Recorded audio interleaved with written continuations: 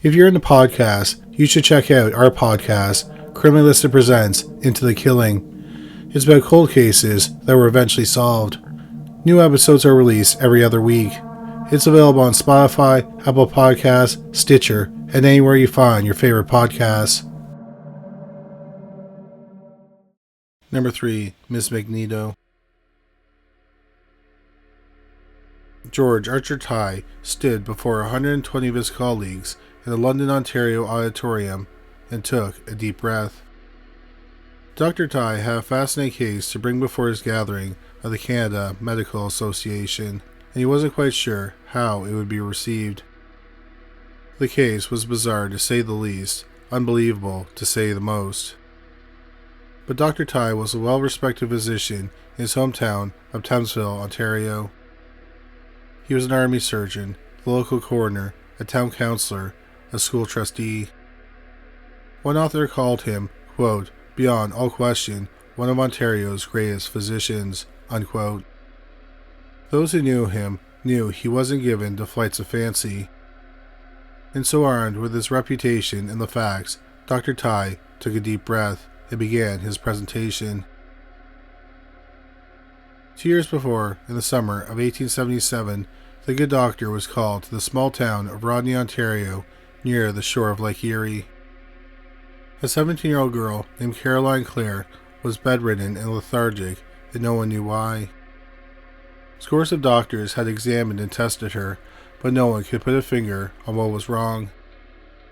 Caroline wasn't eating anymore. She had shed 43 pounds from her 130-pound frame.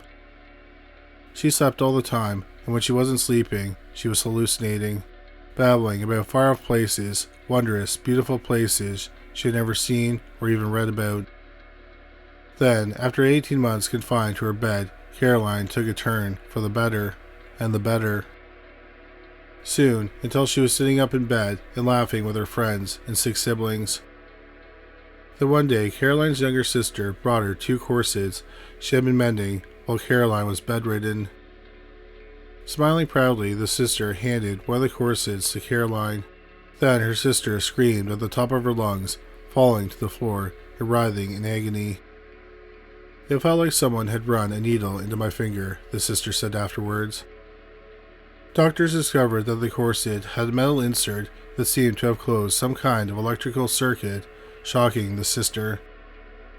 Stranger still, Caroline demonstrated that when she picked up a metal spoon to eat, it stuck to her hand, to the point where her father, Richard, had to physically pry it off. In an experiment, the doctor brought in a box of sewing needles and watched in awe as they jumped from the box to Caroline's left hand, covering her skin like a kind of metal armor. The needles then had to be taken off one by one. The doctor then presented Caroline with a compass, and she made the needle inside spin with a flick of a finger. Dad Richard soon noticed that the family dog would sleep for hours at the foot of Caroline's bed. Not just sleeping, but almost unconscious. Motionless, he said, as if in death. When Caroline approached her infant sibling, the baby would scream to high heavens. However, as she rested a hand on the child, it calmed instantly and went back to sleep. Word got out around the town of Rodney, and soon scores of locals were lined up outside the Clare farmhouse on Concession Road 2, hoping to get a glimpse of this otherwise unremarkable girl with remarkable powers of magnetism. Soon, Dr. Nye reported, Caroline began to be able to control her ability, which seemed to have concentrated in her left hand. By rubbing her wrist and forearm with her left arm, the magnetic charge seemed to dissipate, allowing her to drop objects that became stuck to her. Still, Caroline was forced to eat with wooden utensils, Dr. Ty said as he concluded his speech, presumably for the rest of her life. Number 2. The Three-Eyed Teen. There's an old magician's trick involving a blindfold. The magician puts it on and is able to physically tell a volunteer exactly what's being held in their hands. It's a neat trick, a regular crowd pleaser, but it's still a trick. In magic shops, you'll often find such blindfolds for sale. They are specifically woven so that when eyed in a certain direction, the fabric fibers become see-through. The magician ties the blindfold to the volunteer one way, and the volunteer confirms to the crowd he can't see. Then the magician puts on the blindfold himself upside down, and he can see through it. Ta-da! But FBI agent W.A. Brannigan was well aware of this trick blindfold when he met with William Foose and his 16-year-old daughter, Margaret. The nature of the July 1957 meeting precluded using the offices of the FBI, so instead they huddled in a Marriott hotel room off U.S. Highway 1 near Arlington, Virginia. William had come to the FBI with a potential game changer. He had taught his daughter how to read books while blindfolded. Physically, she could tell you what was on the pages just by touching them. Dr. Foose had already been to the NSA and the CIA with his demonstration, and they were interested, but he had come to Hoover's FBI to see if they wanted to make a better offer. For him to teach agents how to awaken the same ESP superpower from their subconscious, just as he had done for his own daughter. Now, at this point, we know you're thinking, it sounds like a carnival sideshow. And that's exactly what Agent Brannigan was thinking that day in 1957. Before allowing this man to do his demonstration, Brannigan admitted that he had already done a background check on Foose through the Richmond FBI office. What he found was that Foose was a pretty normal guy. He didn't make himself out to be special in any way. He wasn't an expert on ESP or a practitioner of the psychic arts. He was simply the foreman in the salvage warehouse of the C&O Railroad in Virginia. He was president of his town's 4-H club. He even raised bunnies as a hobby. Until one day he got in his head that he might be able to help blind people read without the use of braille text. He started working with 4 kids to perfect his method, which was patent pending, but he soon found that his teenage daughter, Margaret, who was not visually impaired, showed the most promise. He first took his demonstration to the Blinded Veterans Association, where Dr. William Thompson submitted to Foose blindfold training. As Dr. Thompson later reported, he would put a package of cigarettes up to my face and describe it. He would then put it someplace on the table and tell me to pick it up. The result, according to the skeptical doctor, was quite promising. My percentage of hits was high, he admitted. For his part, Foose said that his goal was to pass on his knowledge to others, so they could teach it to still others. To the point where visually impaired people could, well, read. If I can teach one blind person to read print, I will feel that my efforts have been worthwhile, he told a Virginia newspaper. So where does the FBI come in? The agent asked. Foose responded that he hoped to form a startup company with 3 other men, and an FBI endorsement, and perhaps a healthy donation, would go a long way to helping launch his company. At this point, Agent Brannigan told Foose and his daughter to begin their demonstration. But when William took out his blindfold, the agent stopped him. They would be using a blindfold supplied by the FBI, thank you very much. Brannigan then placed a thick cotton ball over each of Margaret's eyes and secured them with a thick, dark elastic band over her head. That, he thought, should prevent any trickery.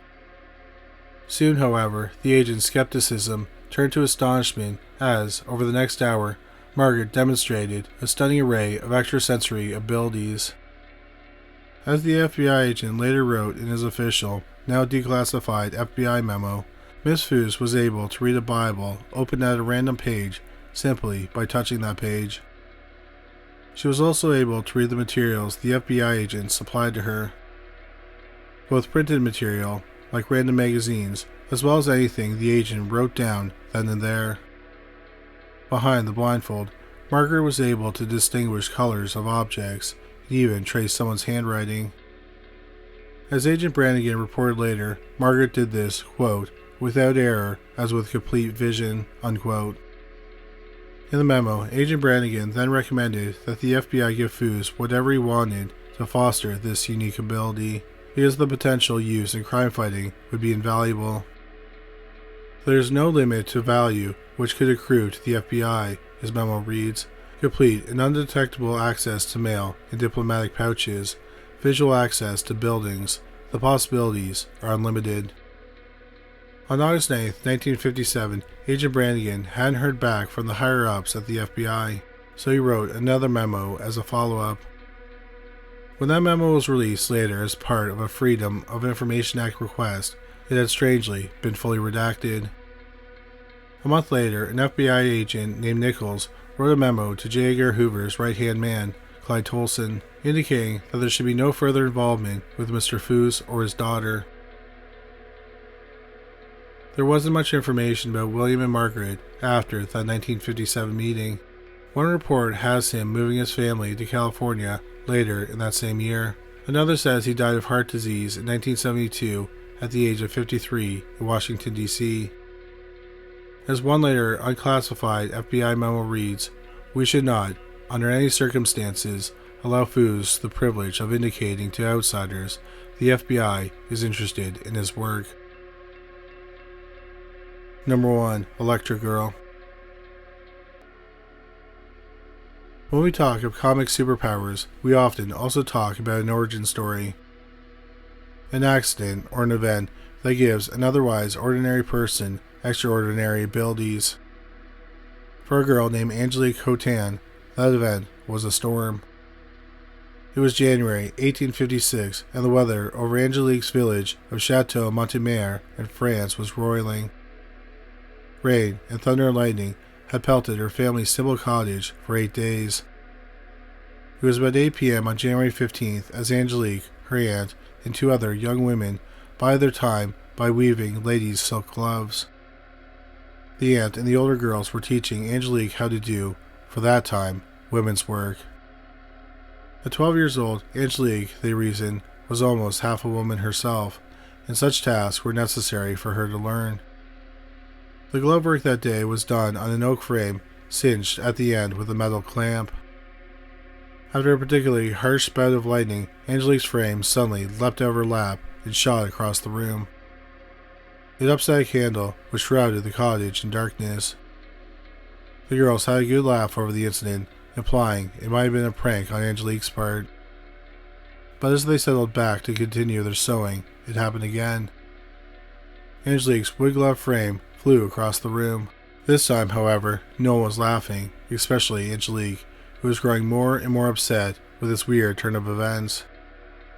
The girl's aunt, for some reason, immediately proclaimed the girl was possessed by a demon. She hustled the other girls out of the cottage and called a priest to perform an exorcism on Angelique. The next day, the priest showed up, but he was barely able to keep his skepticism at bay. That is until Angelique made his chair overturn with a flick of her wrist. The priest turned to the aunt and told her that she didn't need a priest, she needed a doctor.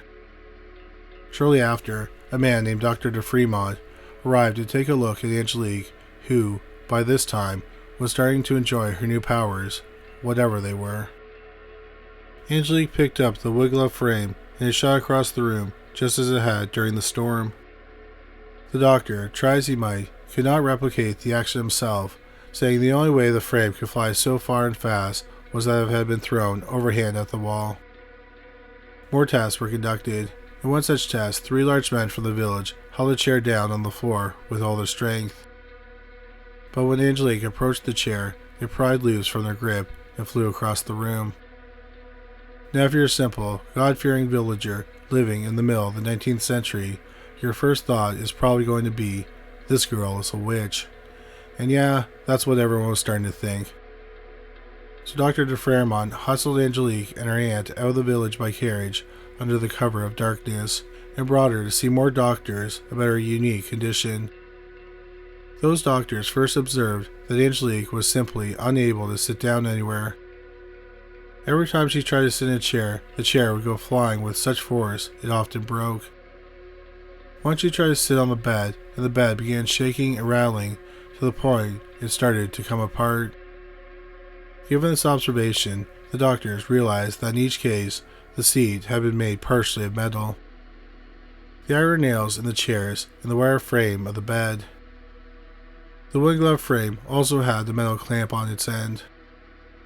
In 1853, the power of electricity was just starting to be understood and harnessed, but Dr. de Fairmont knew enough they tried a more simple experiment.